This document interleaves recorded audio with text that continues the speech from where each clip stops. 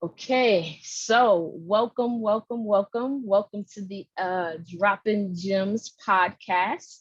I am Nina, aka the Messenger, and today we have the honor and privilege to speak to a wonderful, just bright, shining star, um, just in our world, a beautiful soul.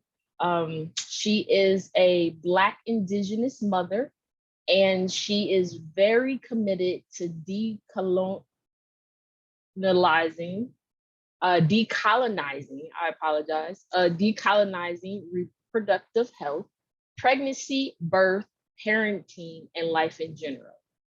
And we're just gonna discuss what that looks like, for a mother, what that looks like for being a Black Indigenous woman, and exactly what does it mean to explore uh, decolonizing the reproductive health and what goes on with that. So I'm excited to have her on the show. She's also a new published author as well too. So we're just gonna, delve into that and talk about that as well. Chale, is that correct? Yeah. Hi, Okay, so everyone. Chile, Thank you so much welcome, for having welcome, me. welcome to the show. Yeah, thank Yes, you. Thank you for thank that you for wonderful welcome. That was great. yeah, Yeah. thank you for being Um, here. yeah, I'm So excited. yeah, so if you could just kind of open things up and open up the dialogue with, I gave it a brief introduction. However, in your own words, I want you to say like who you are and what it is that you do. Yeah. Um, so like I said, I'm a Black Indigenous mother, um, first and foremost. And for me, that's mothering in many different aspects as well, right? Like decolonizing that you have to have biological children to to mother, Mm, or embody those characteristics, I guess. I have aunties. I knew, folks who didn't have their own children, but always treated me, as one of their own. So I kind of grew up with that. I think, I was born and raised here in Hawaii. So okay. I think that has heavily influenced me, right? Like growing up in a colonized place, that's still feeling the effects um, of, losing their sovereignty, um, and becoming a state and being very aware of that growing up, right? Like we learned the history um, and always, being told, malama aina, that we respect the land, that we're on. Um, Even though I'm not, I'm not Kanaka, I'm not Hawaiian. My children are though. Um, but regardless, it's like if you're here, then you need to understand the history of this Mm, place, mhm. um, and I think that goes for anyone wherever they are, like learn about the land, learn about where you are and the people who were there and how they steward the land, right? Their traditions. And I think embracing that is decolonizing, right? Like embracing those traditions and customs. And I guess even if you don't feel called to practice them, at least respecting them, right? That, Right. these people also have the right to live their lives, the way that they want to. Um, yeah, so that is, I guess, the lens that I try to bring to my birth work as well. Um, that, we all have traditions that we can tap into for birth. Um, Right. Especially because there's such a fear-based narrative, right, when it comes to pregnancy, birth, and not and I think it's legitimate. It is a legitimate fear, right? Especially for Black and Brown people who are birthing. Um, like our maternal mortality rates are not good, especially in the United States. Um, so I think it's a legitimate fear. However, there's there's just not enough education, right? Like there's so much misinformation and just Yeah. fear based. Um, I guess, fear-based, Yeah. where Well, people, let's kind of, people are just scared.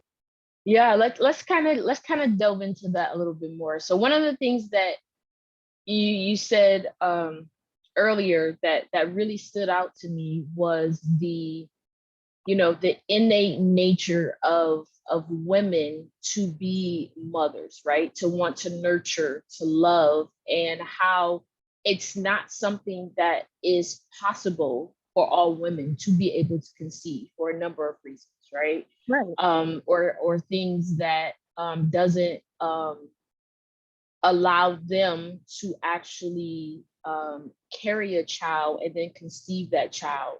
However, they still are able to love, to nurture, to be that mother energy in a child's life, in a person's life.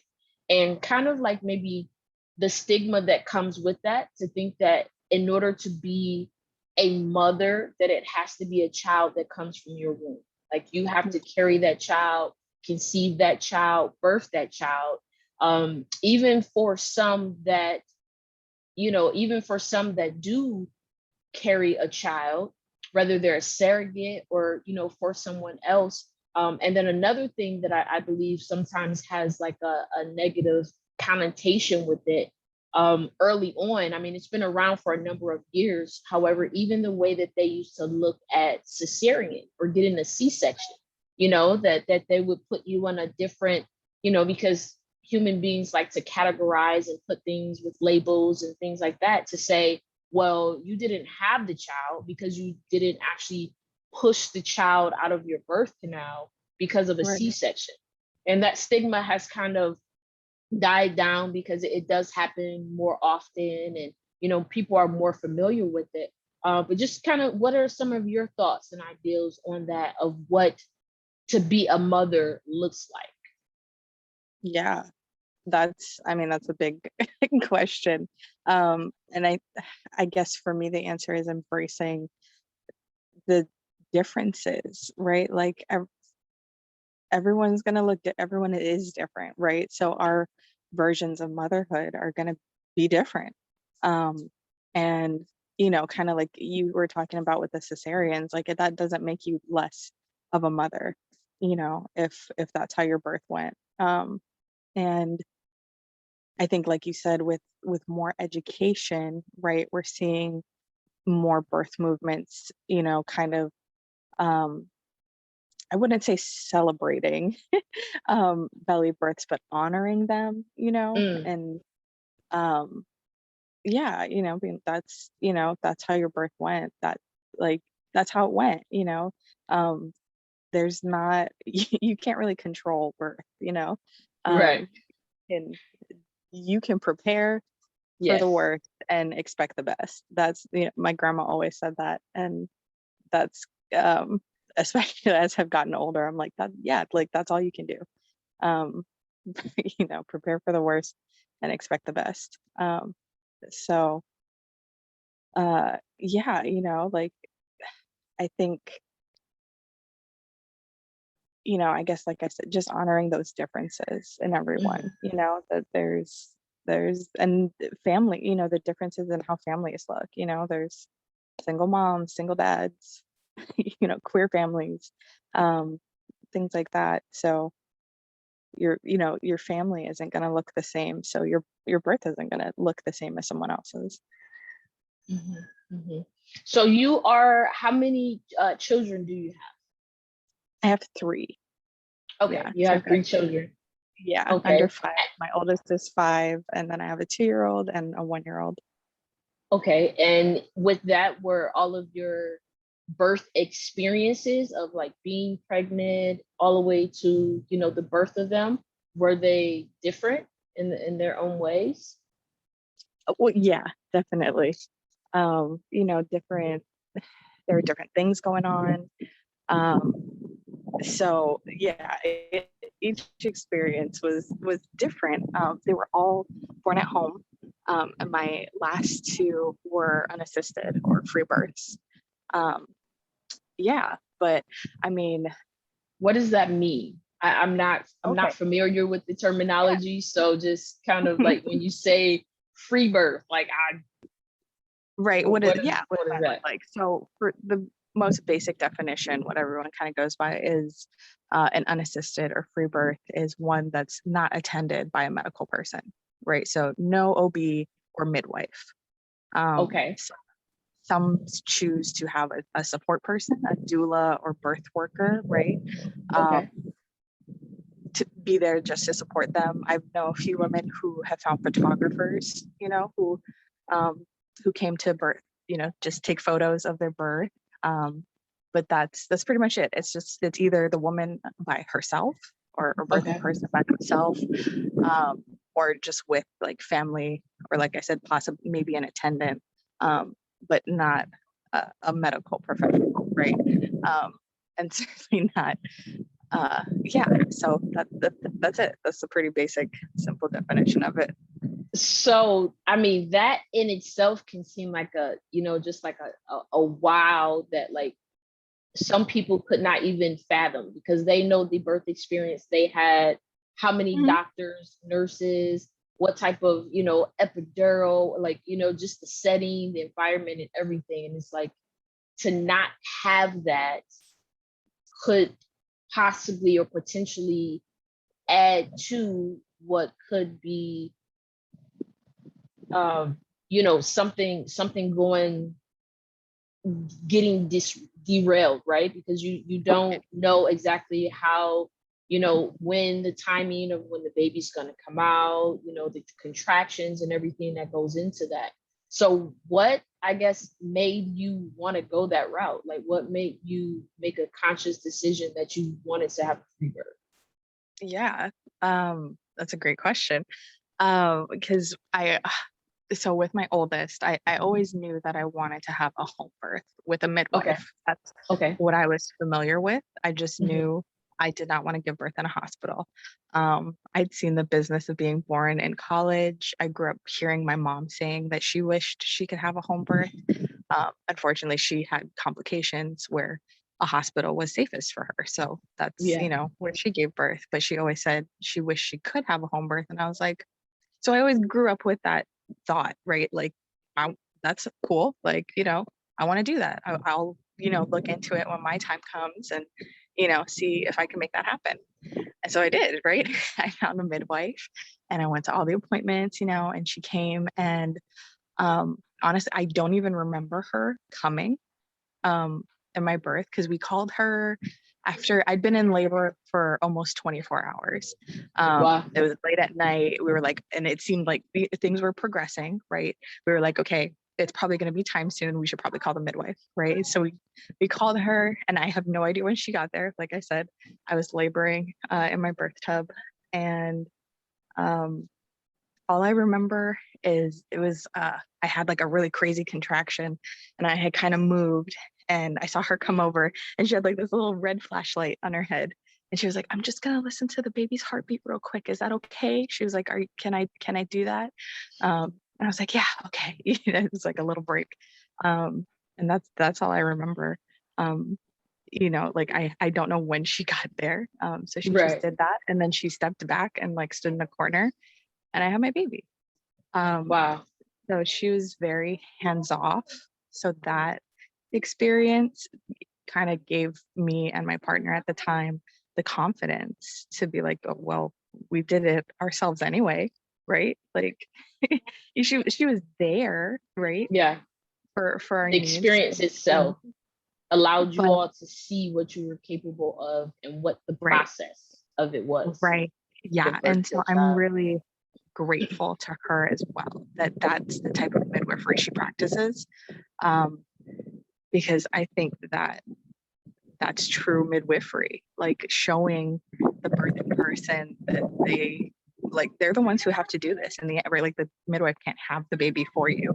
Um, so yeah, that's and that's the power of holding space, for someone, just being like, I'm here, I can answer your questions, I can help you if that's, but like I can't do it for you, right? Right. Uh, Right. Because ultimately it's you that's in birth.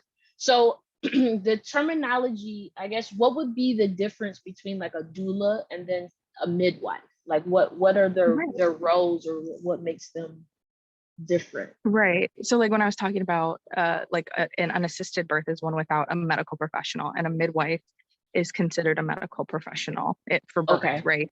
Like got an it. OB. So they're both Okay, like, obviously they are different, right? Like a midwife and an OB are pretty different. OBs generally practice in a hospital and midwives are for home births. So a midwife is like clinically assessing you right through your pregnancy, making sure that you're healthy, your baby's healthy, and that kind of thing. And depending on the state, like, because every state varies, right? But there are like certified nurse midwives, right, who may have hospital privileges or be able to carry things like oxygen, Pitocin, for emergencies and births. They can suture or give stitches, right? They're okay, CPR certified. okay, Yeah, so that's a midwife's role, right? Like she's, taking care of you and the baby through pregnancy and birth. And then a doula is more of just an emotional, physical support, education, support person. So they're uh, helping you answer questions, learning about birth, learning about yourself, like what are comfort measures you want to take? What do you want after having the baby? What is that going to look like? Are you going back to work? Helping you figure that out, and giving you, the tools to go through this experience. So they're more of a space holder, as okay. well. So Yeah. would the doula more or less be along the lines of like when people go and officially do like Lamaze, like you do like your breathing techniques and Right. when to breathe Yeah. and how to, how to push and when not to clench or how to relax and stuff? Is that Right. more or less like someone Yeah. like support there Yeah. for you for the Yeah, experience? definitely. Yeah. So that's something a doula would teach you. Yeah. Got it. Got it. Okay. Okay. Now, with your births, that means since it was free births and it was at home, that means that there was no type of epidural or any type of Yeah. medications or anything introduced to you. Right. You didn't have to be what is it?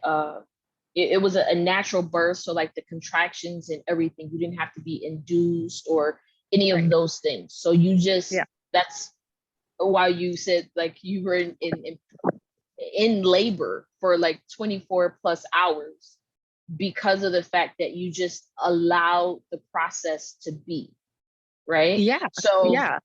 so what is something that like where is your mind at when this is going on?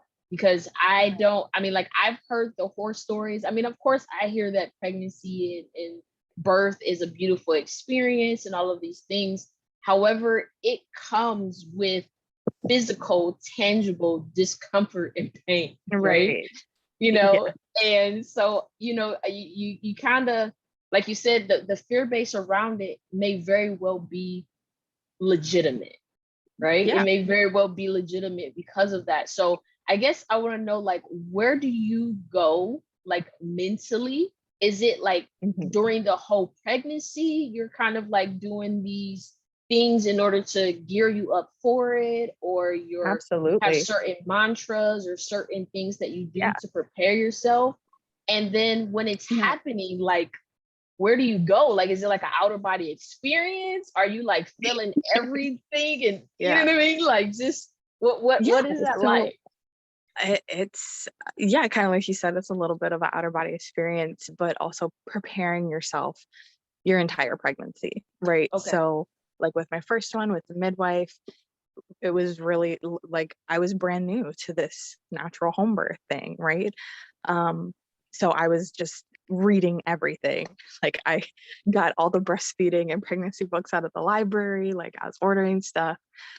Because I went to the OB, right, to confirm my pregnancy, and they handed me this just what to expect when you're expecting book, and that was it. It was just like a basic, like, you're 3 months pregnant, the baby is this big, you might be Okay. experiencing this, and that's it, Right. right? Okay. There was Got it. one page or there was 2 pages for labor and birth. That's it. And I was like, I was like, I have so many questions still, right? So yeah, I just dove head first, and that's, and I knew I really wanted to get a midwife, so we did, and those appointments were the best, like, because she was educating us, she was having conversations with us. If I had questions, I could bring them to her. So she helped us get mentally prepared, right, for the possibilities, for the variations of normal that we could experience. And then, like I said, once we had that experience, when we found ourselves pregnant again, we were like, you want to just do it ourselves? Like, we just kind of looked at each other and we're like, okay, like, we're just going to do this, right? So I spent that pregnancy, especially like, because I knew, right, that we were going to be alone. We weren't going to have a midwife, or anybody for that kind of thing. So I was like, we have to get prepared for an emergency, right? Like, if something does happen, what's our plan, right? And I mean, for the most part, it's like, if there's an emergency, we're going to go to the hospital, right? Right. Like, that's, that was our thinking. If there were things we can manage at home, we would do that. But if it got to a certain point, then we were just going to go to the hospital.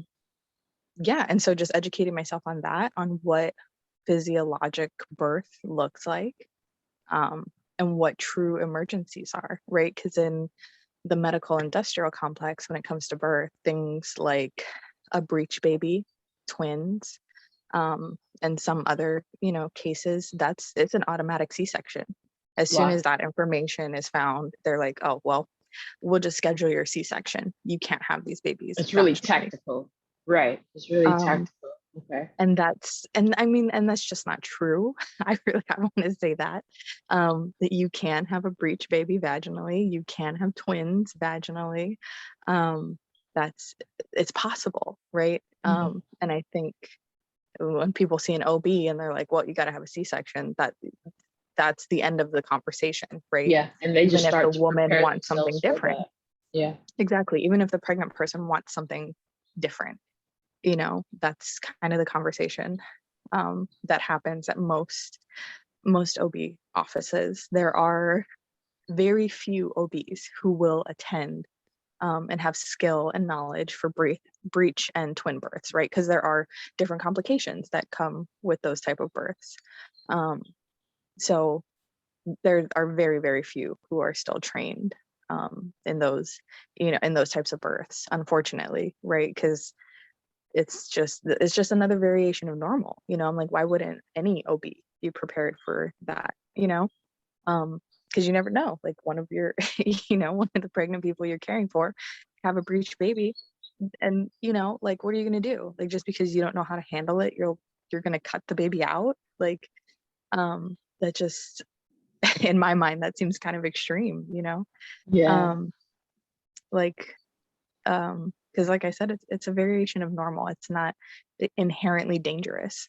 And that seems to be the thought, that anything different is dangerous, right? And that's that colonizing, that kind of colonist thought, that anything different is dangerous, when that's not true. It's just different, right? Different. Right. So yeah. So, I want to ask, with the information that you was given, you said there was just like a very small pamphlet, didn't really have much Mhm. information.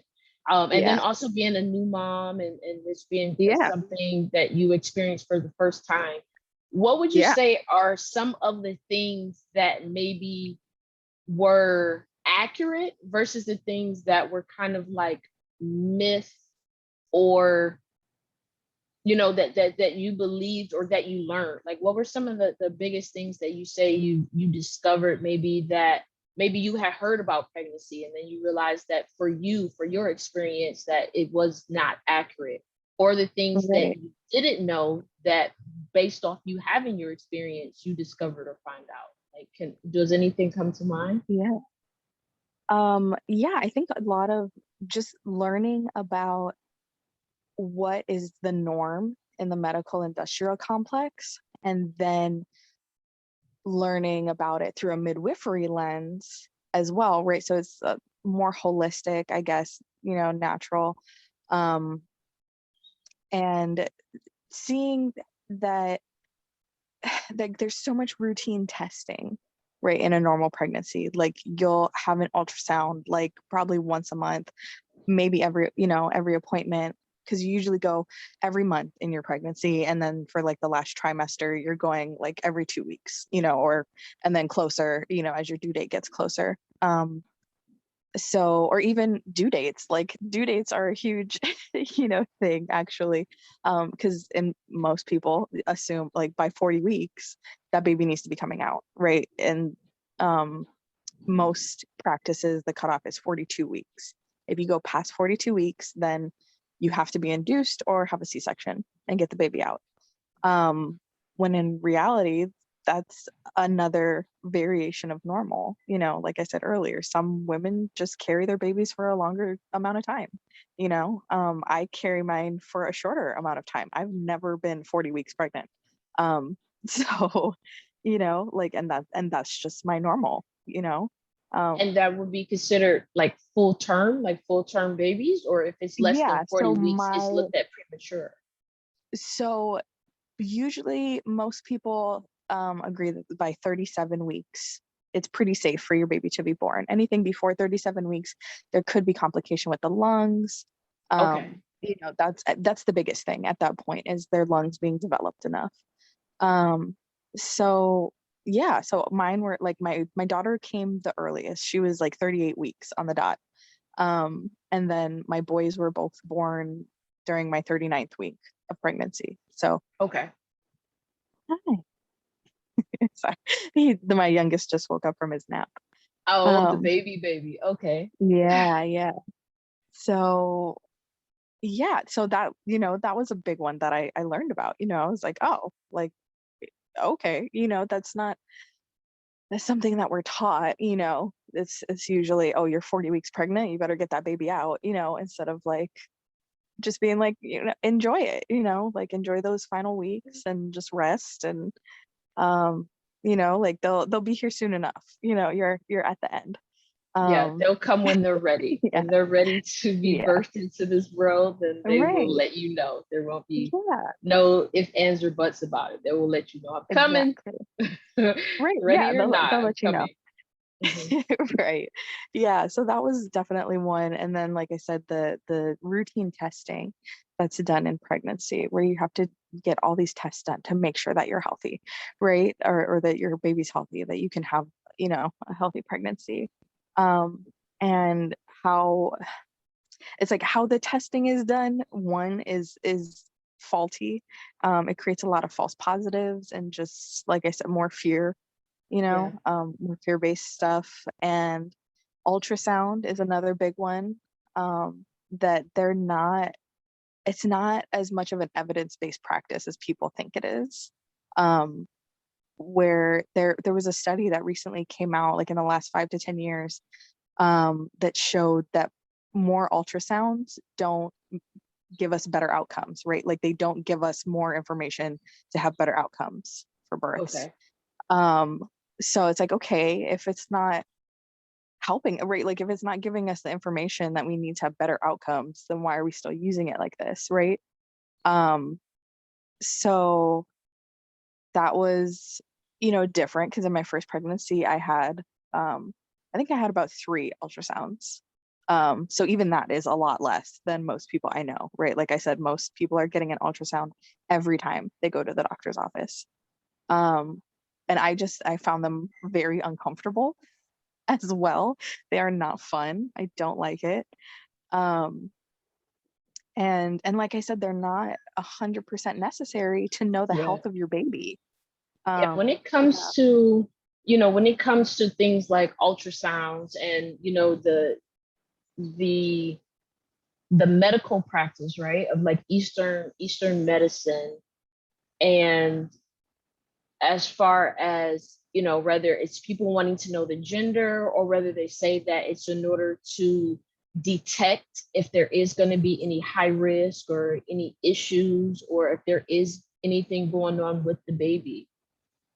um there was a time in which none of that technology existed, and that's really where you Right. were saying like there's a difference between midwifery and OBG, because of the fact that there wasn't, these images, there wasn't these ultrasounds and things. You had to feel the connection, feel the actual Right. heartbeat, and the mom had to be really in tune with what was going on inside of her body. You know what I mean? Like Exactly. Yeah. everything from Right. your hair to your skin to how your body is responding to the foods that you eat and everything, because you have a whole human being going inside of Right. you, you Yeah. know? And I think, like you said, I really want to get rid of this myth that we have in society that women were just terrible. Like we were just so worse off without hospitals saving us from birth, right? Like, which is that white savior complex, right? Like we didn't need saving. We midwifery is as old as humans, right? Like Right, humans have always been having baby, like that's how we're here, right? Like humans right. still exist, so we've been getting here somehow. Somehow, you know right? And it has um not been getting delivered by a stork.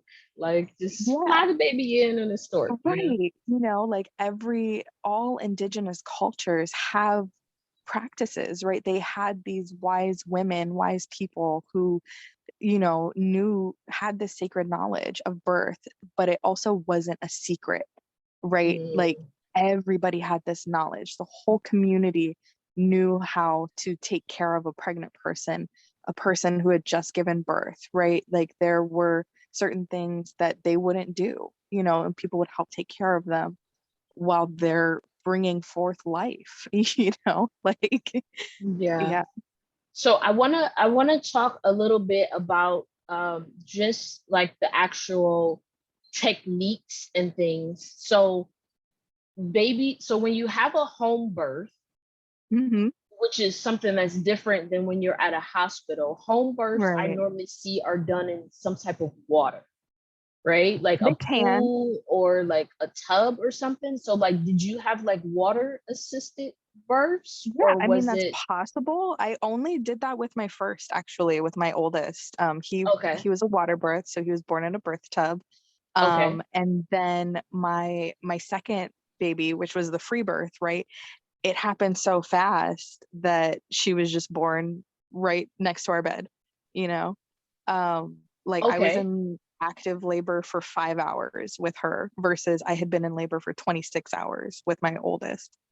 So So okay, so you said at your home pretty much next to your bed. So is it like when you think of like the position that you're in to give birth, is it like you're laying on your back, like you know what I mean, nope. legs up No, type of a no, deal? Or no, not at because all. because I've heard that there's different positions and there's different techniques that you're supposed to be in traditionally, because I've kind of looked into understanding a little bit more about birth, because of the simple fact that, like you said, the mortality rate of brown and black and women of color and their babies as well too, the statistics are not in our favor, when it Right. comes to that.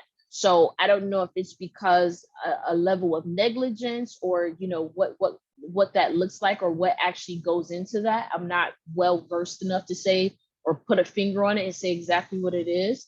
Yeah. However, I have read and I have seen things about even the position that medically, when it comes to like you said, the complex of like doctors and hospitals and things, that even that is not natural. That's not the natural state Hmm. of being of how our body works, right? Because there's gravity, Right. and then there's different, I guess you would compare it to maybe like yoga type positions that you're supposed to be in to Yeah. be able to breathe and to be able to push and to be able to allow your body to open up and to expand so that the baby can come forth in the birth canal. So what does that kind of like look like? Are you in just Yeah. like an Yeah. array of different positions? Do some feel more comfortable? Like, are Right. you, Yeah, what I mean, that's dangling from kind the of what it ceiling? is. What kind Yeah. of goes into that?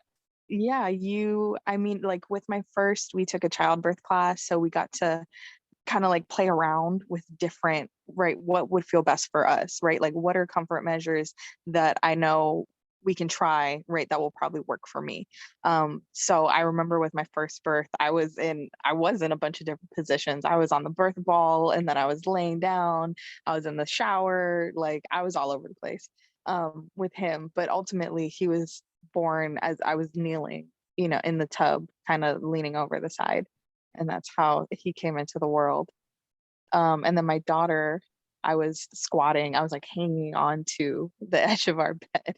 Like I said, she was born right there next to our bed.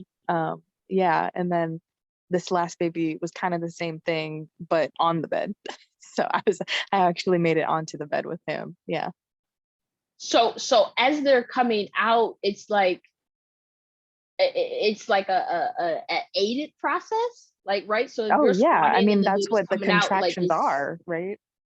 The contractions are but pushing there's the no baby out. manual. It's just all gravity and flow. Right, And then exactly. someone is there to, like, I mean, not to say it, like, but like catch the baby. Like, I don't know how to, So like, in I've caught my own babies. My oldest, his dad caught him because he was like behind me in the pool.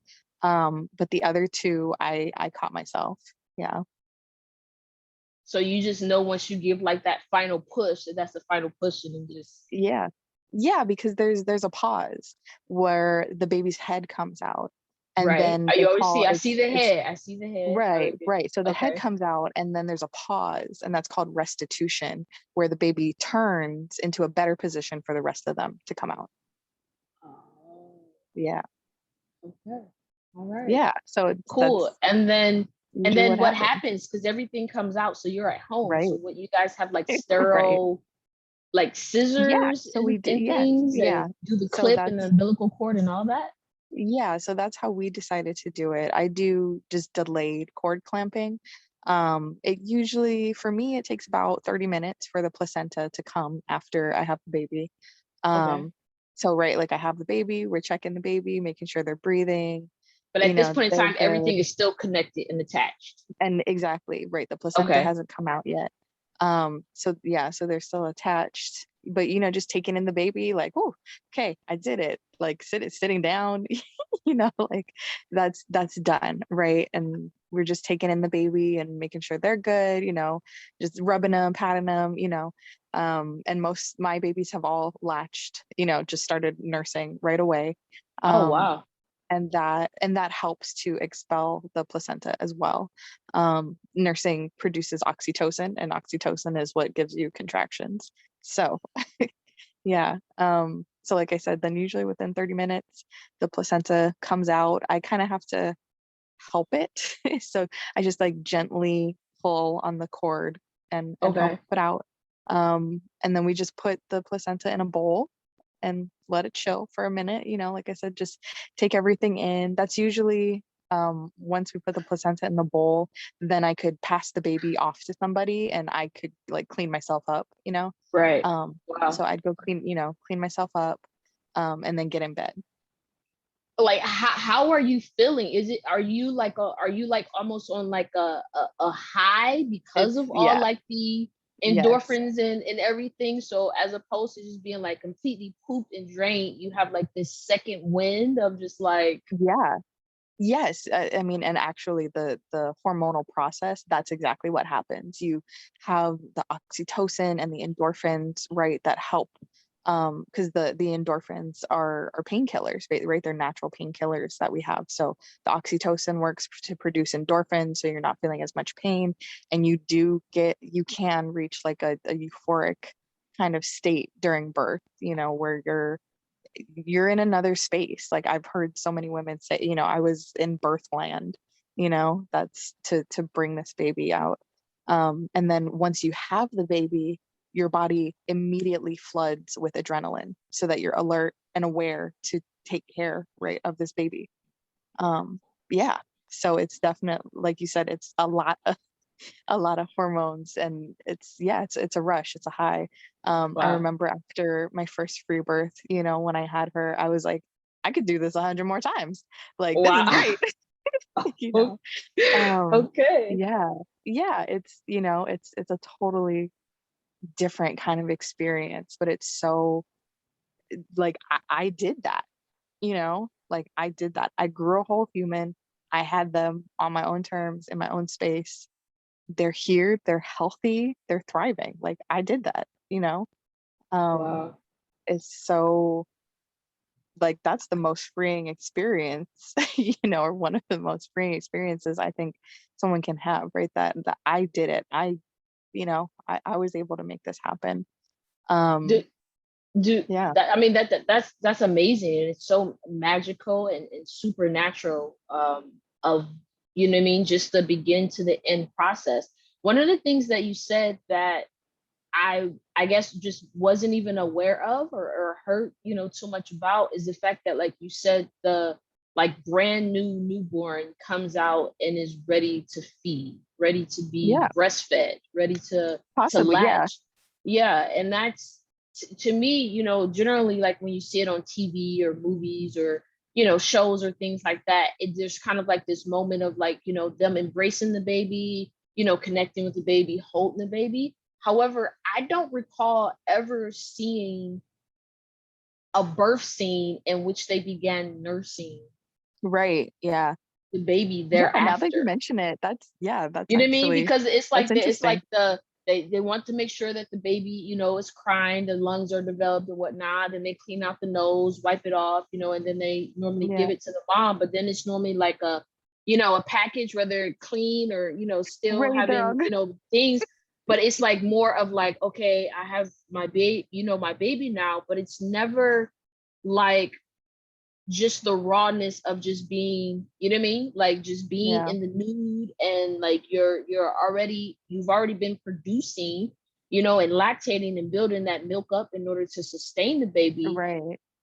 That I don't know in my mind if it just kind of came across as like babies wait a couple hours or a couple Right. days, and then they realize, like, hey, I'm out here in this world, Right. I need some Right. milk, you know what I mean? Yeah. But I guess it would be almost could be instantaneously, as far as like, Yeah, yeah, like sometimes it you need is. to I be mean, like you said, hydrated, right? Like people drink right, water, drink exactly. Gatorade, the baby just went through a lot too, like give me some milk. Like, you Exactly, know what I mean? exactly. I Like need that. they were just born, like you said, they went through a lot too. So yeah, so some babies do latch on right away, and are great, and other babies do wait a few hours, like after birth and getting cleaned up, they might go back to sleep. They might take a quick nap and then be ready to eat. So every baby's different. Yeah, they Um, never show that. They never display. but And I right, think yeah, that there's somewhat of a connotation around breastfeeding too. but right is You know, because it's even though perceived it's as so sexual natural, and you somehow. think that it would just make sense, like, okay, the baby's born, like this is what the baby's, you know what I mean? But however, Right. I I don't, there's not too many portrayals in cinema, on TV shows, etc., that actually shows that process of really Right. feeding the baby. Yeah. Right. You know what I mean? Yeah. And I've you just always like, found that well, really obviously interesting you're not too. just gonna like pop a bottle in the baby's mouth when it's born. So why does it go Yeah. from the delivery to the holding to now the baby being, inside the what the nursery, or the Right. technical Right. name Yeah. for it? But it's like, what is the process in between that? And I don't think that that's really shown, you Right. know, for us to then prepare in ourselves mentally what that is. Some people just learn it from their experience, because what the Yeah. information and what's portrayed to us, that's then subconsciously letting us think what pregnancy, what birth, what that's going to look like. We already start to make up our mind about that, when Exactly. that's not even the case of how it has to be, if you're thinking about it in the natural chain of events. Yeah. Right. Yeah. So I think that's something that's really important to me too, is letting people know that there are options, that there is not just one way to do this. Because, like you said, right, we kind of subconsciously get this idea from society, from media of what it's supposed to look like, not Yeah. realizing that there are so many options, like it can look like whatever. um like I had never heard of free birth until I was pregnant with my oldest, and I had met some other home birth moms, and one of them told me, that she had had unassisted births, and I was like, you can do that? Like, Yeah, I like was like, you think I was there's a like, right and damn. a wrong way to do it, and it's like not even in your realm of thinking. Like it's not even Right, on the radar because of the fact that it's not, exactly. Yeah, generally what's and portrayed or what we're right, educated or and told about when it comes to birth. exactly. And that's why I share my story, right? So other people can see that it's possible, that this is an option. You can do it this way if that's what you want, right? Like, I'm not saying it's for everybody, like, Right. obviously, Right. Yeah. you know, Clearly. like, Yeah. I get that, but this has been the best choice for me and my family, so, and if that's something that interests you, then, like, let's talk about it. I'm, like, I would love to share with you, and give you tips and support you, and yeah. Yeah. So okay. So now we're moving from the actual birth, the birth process to, I guess, like not to, I just want to highlight, because like you said, right, we talked about all the different endorphins and the hormones and what's released and what's going on just in your body, with the baby, etc. What do those first couple of days, or maybe even, Yeah. first couple of weeks, like what does that kind of like look like? Yeah. So Right, because in some people get ready to go home from the right, hospital, right? So when you're at the hospital, right, you have nurses, you have other things, and then it's like, right. make sure you got a car seat. Okay, now you're Mhm. going home, we're sending you on your own. However, from you, because it was a free birth and you've already been in that energy, you're already be in that space in which you had the baby, and there is no leave the hospital with nurses, Right. or whatever. What does those next couple of days, couple of weeks look like as a new mom? Yeah. Yeah. So definitely lots of rest, lots of naps, and baths. So in most indigenous cultures, right, in most traditions, there's a 40-day lie-in for the postpartum period, right, for the mom and the baby to rest and recover from pregnancy and birth, right? This new baby is transitioning to, to earth, getting used to it, right? That kind of thing. And mom, her body needs to rest and recover, right, from what she's been through as well. So I like to observe, it's like a little rule that some women go by, where you spend the first 5 days in bed, and then the next 5 days like around the bed, right? Like you can get up more, and maybe but just like around your house, right? Not going anywhere, right? Not leaving your space. um and then the last 5 days you would um be out and about a little bit more, maybe go outside, right? But not like out, but Right, maybe like right. sit outside, something like that. So that's what I try and abide by, during my postpartums, and having warm foods, teas, like I said, um, really nourishing, yourself and your body, because now you're feeding another human as well. Like you're also having to sustain this child. Um, but it's more about replenishing yourself. Like your body will give your baby what it needs, and it will take whatever extras it needs from your body, like from your stores, right? Right, So we're right. really just trying to replenish ourselves, because the baby will get what they need. Our body will give the baby what they need. So we just have to make sure that we're taking care of ourselves, right? um yeah, so that's what that looks like, for a home birth. And so during pregnancy, I try and tell women that that's the time to prepare for the postpartum, right? Like we spend so much time telling women that they need to prepare for their births and this and that. Right, And I'm not saying that's not important. right. However, It's that's after that in which, like, that's what the happens, real game. right? Right. What happens after though, right? Yeah. Like now you have another human to take care of. So Right, what does that look right. like? Yeah, so I really emphasize preparing for postpartum. as Okay. well. How are you going to take care of yourself? How are you going to take care of the baby? Who's doing what, right? What family members are going to be able to help you out, or friends, or can you hire a postpartum doula or something like that, right? And yeah, just thinking about those things, preparing food, meals, for afterwards that are easy to make, and have ready, that kind of thing. And yeah, so that's kind of what it looks like. And I mean, I think that should be the norm for anybody, no matter where they give birth, right? Like, you should have this plan. Right. But yeah, in a home birth, there's no you can kind of just prepare for, right? Like, you're already at home, so you can like have your meal cooking while you're in labor, and then enjoy it once the baby's here. Okay. Now, just to kind of touch back on, because it's something that I thought about. Yeah. And then, I mean, and not to be invasive or anything, but because you're all doing it, because you're doing it at home and you go the natural route, when you have male children that are born, that also means that you don't subscribe to the ideal of like circumcision or Right. Yeah. or along those lines. Just Right. allow Yeah. it to So be what it is. Okay. exactly. Yeah. So 'Cause I my know boys for are some intact. people that's a thing, as far as being able to do the process or the sterility of it, or things along those lines. However, you like to go from a more holistic, natural approach with just the whole gamut. Yeah, exactly. Yeah. So both of my boys are intact. I really That's something I wasn't really educated about either. When I Okay. first got pregnant. So Mhm. that was something I had to research for myself, and find out where I stood on that. And I was like, yeah, I don't think I'm gonna do that. Like, Okay. Okay. I was like, especially because we were planning a home birth anyway. Right. So I was Right. like, why am I going to have my baby at home and then take them to a hospital In to order, to yeah, cut to their get that penis? Like, procedure no. done. Yeah. I was like, that's insane.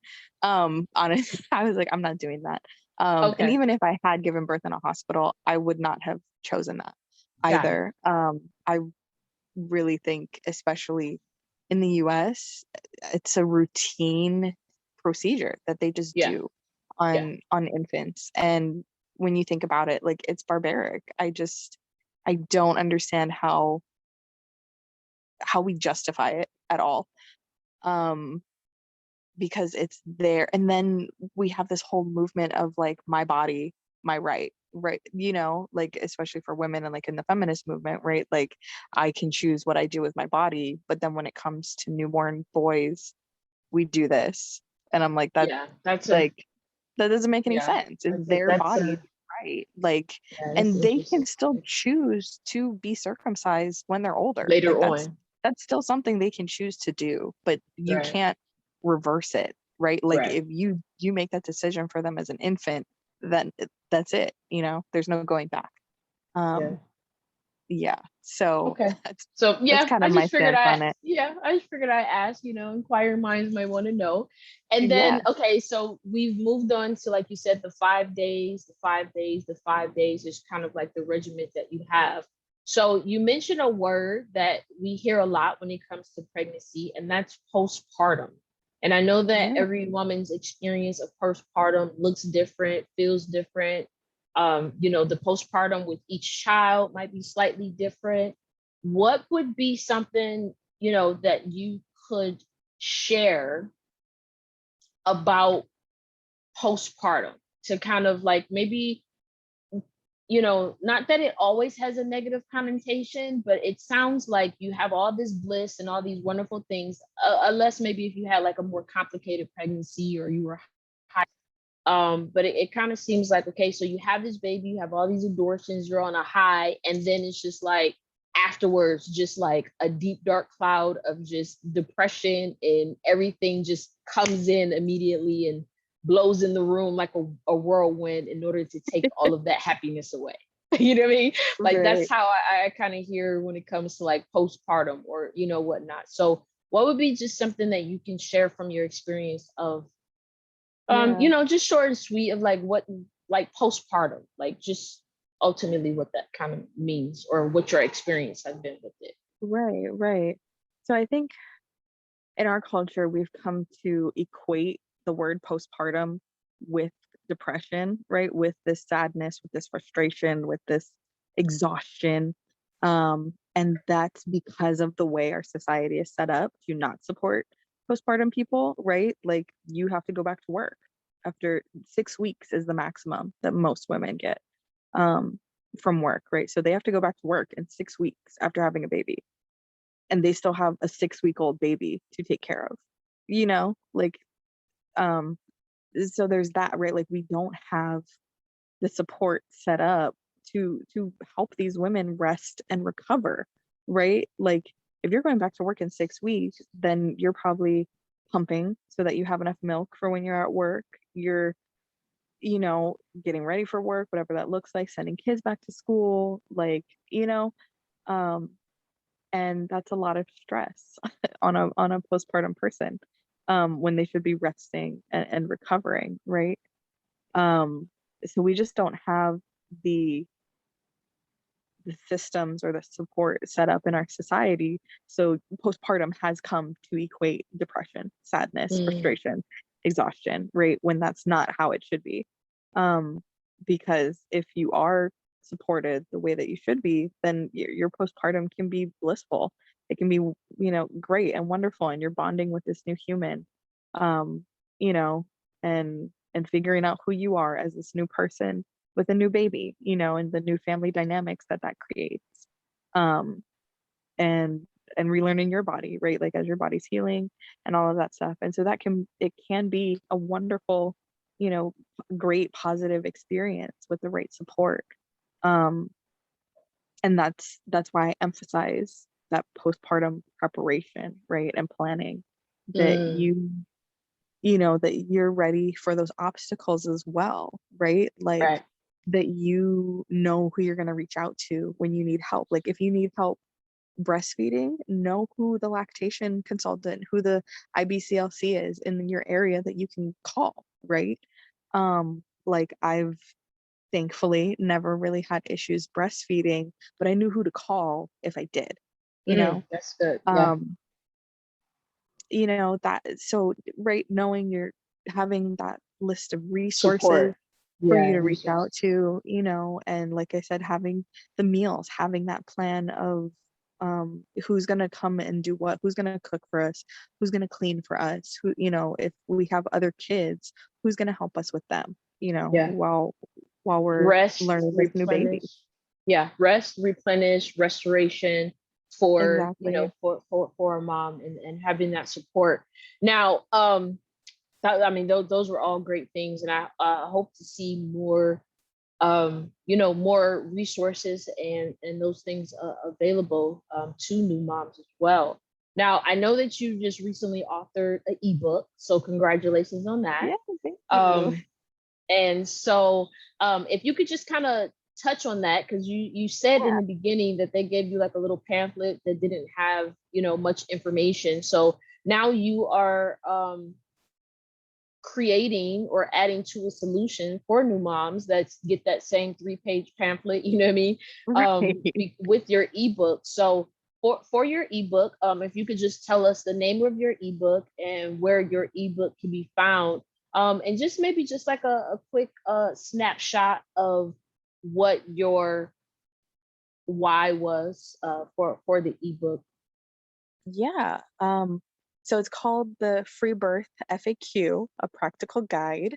And it's all the frequently asked questions that I've seen and run into since, choosing free birth, that I see almost daily, right? The questions that people have specifically about free birth, because that's kind of, I guess you could say that's my specialty, that's my niche, Yeah, its own right? niche. Yeah. Yeah. So, like I said, in the groups I'm in, other women that I talk to who are interested in free birth, I kept hearing the same questions, right?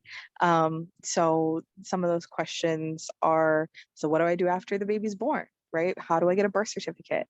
Um, do I have to go to the doctor, right? Like, Oh, do I need to be seeing a doctor just in case during my pregnancy if I'm planning a free birth?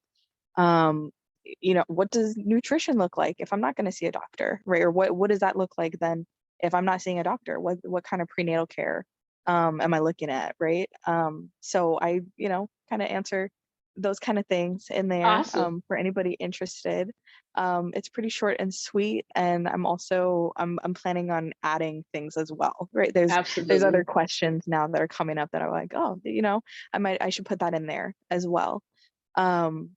So yeah, and it kind of, I wanted to write it because, like I said, I kept running into these questions over and over again. I'm like, okay, I'm answering the same questions like every day. I'm like, we should just have something, Yeah, where like people can find this information. it was you. You were supposed Um, to create that.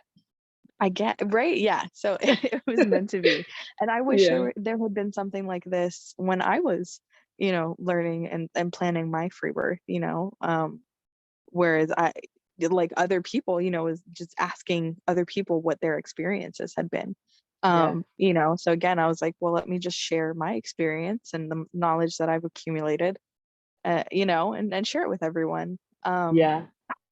So, um, you're still there? I know the video just went off.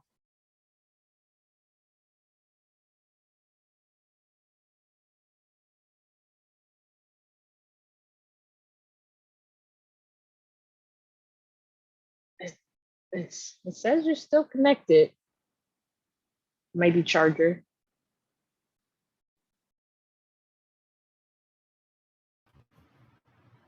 Okay, so we are back at it.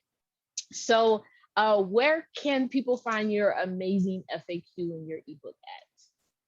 Yeah, so right now I'm offering it through eJunkie because they're one of the only platforms I found where I can offer this at a sliding scale.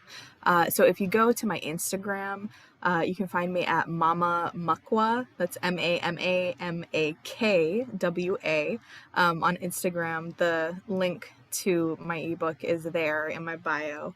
Because like I said, this platform offers it at a sliding scale, so you can pay $5, you can pay $10, up to 15. So whatever you're able to afford. I really wanted to offer it that way so that anybody can get it.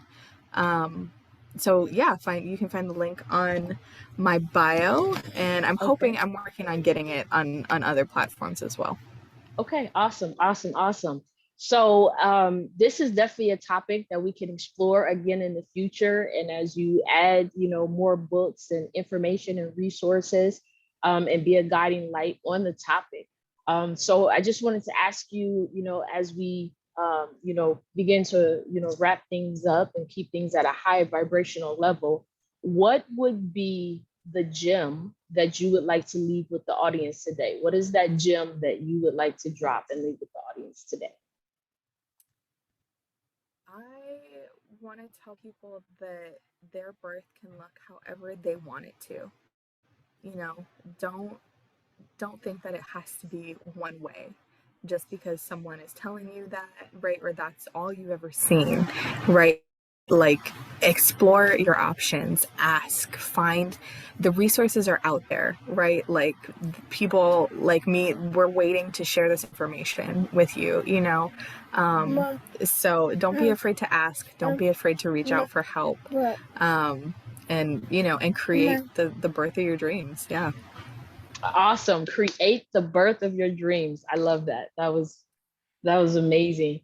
I just want to tell you, thank you so much. I know you're a mom, you have 3 little ones and everything going on. So thank you for taking the time out of your day in order to just come on and have this conversation with me. I know it's going to be really helpful for the viewers as well. Hi. It's going to Wanted be to join us. no worries. There's going to be, opportunity for people to have questions and to reach out to you as well too. And just thank you for being a light in that. It definitely is a topic that doesn't get highlighted a lot. And like you said, there are people that are interested and they would be willing and open to explore that in order to create the birth of their dreams. So thank you so much for your time. Yeah, thank you for And having me. yeah, and I really appreciate you coming on and having this conversation with me. So now I know a little bit more. Yeah, it was great. I loved it. Thank you again for Thank this you so platform. much.